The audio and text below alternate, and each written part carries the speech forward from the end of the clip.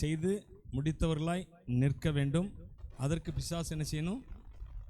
எதிர்த்து நிற்கணும். எதிர்த்து நிற்கிறதுக்கு உங்களுக்கு என்ன வேணும்? ஆயுதங்கள் வேண்டும். ஹல்லேலூயா.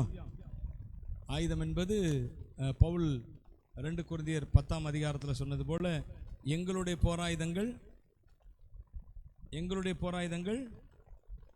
மாம்சத்துக்கு ஏற்றவைகளாய் இராமல், மாம்சத்துக்கு ஏற்ற போராயுதம் அது மாம்சத்தில் கையில் வச்சிருக்கிற போராயுதம். ஒரு கத்தியோ ஒரு கடப்பாரையோ ஒரே நிமிஷத்தில் அலங்கத்தை அரணை இடிச்சு விழ பண்ண முடியாது.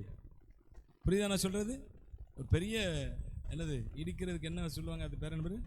கடப்பாரை. கடப்பாரை வச்சு இடித்தாலும் அது கொஞ்சம் டைம் பிடிக்கும். இந்த எரிகோ கோட்டையெல்லாம் நீங்கள் பார்த்தீங்கன்னா அது நான் ஏற்கனவே சொல்லியிருக்கிறேன், அந்த மதில் சுவர் இருக்க, அதில் நிறைய பேர் குடியிருந்தாங்க. அவ்வளவு பெரிய இடம் அந்த மதில் அரண் என்பது. அந்த நாட்களில் ராஜாக்கள் அப்படியாக தேசத்துக்குள்ளே யாரும் அந்நியர்கள் அவ்வளோ ஈஸியாக புகுந்து விடக்கூடாது என்பதற்காக அவ்வளவு அகலமான ஸ்ட்ராங்காக கட்டப்பட்ட ஒரு அரண். சாதாரணமாக நம்ம இந்த மண் சுவர் மாதிரி நினச்சிடக்கூடாது. அரண்னு சொன்னோடனே அந்த காலத்தில் அப்படி கட்டியிருக்கிறாங்க எரிகோ சுவர்.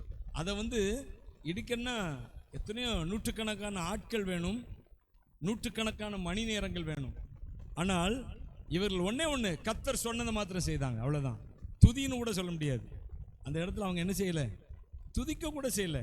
என்ன செய்தார்கள்? ஆர்ப்பரித்தார்கள், அவ்வளோதான். என்ன சொல்லி ஆர்ப்பரிச்சாங்கன்னு கூட போடலை, ஆர்ப்பரித்தார்கள். அதை ஆண்டவர் சொன்னார், நீங்கள் என்ன செய்யணும்? 7 நாள் சுற்றி வரணும். 7ஆம் நாள் செய்யணும். 7 தடவை சுற்றிட்டு வெறுமனே ஆர்ப்பரியுங்கள். எரிகோ கோட்டை என்ன செய்யும்? இடிஞ்சு விழும். ஹல்லேலூயா. எவ்வளவு பெரிய கோட்டை இடிந்து விழுந்தது. அப்போ நம்ம கையில ஆண்டவர் கொடுத்திருக்கிற போராயுதம் சொல்லுங்க, நம்ம கையில கொடுத்திருக்கிற போராயுதம். எல்லாரும் சொல்லுங்களேன், நம்ம கையில வைத்திருக்கிற போராயுதம் அது மாம்சத்துக்கு ஏற்றவைகள் அல்ல.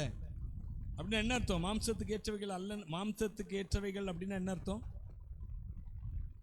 கையில வச்சிருக்கிறது இல்ல, நம்முடைய சரீரத்தினால பயன்படுத்துகிற எந்த ஆயுதமும் கிடையாது. நமக்கு தேவன் கொடுத்த போராயுதங்கள் அப்படிப்பட்டவைகள் கிடையாது.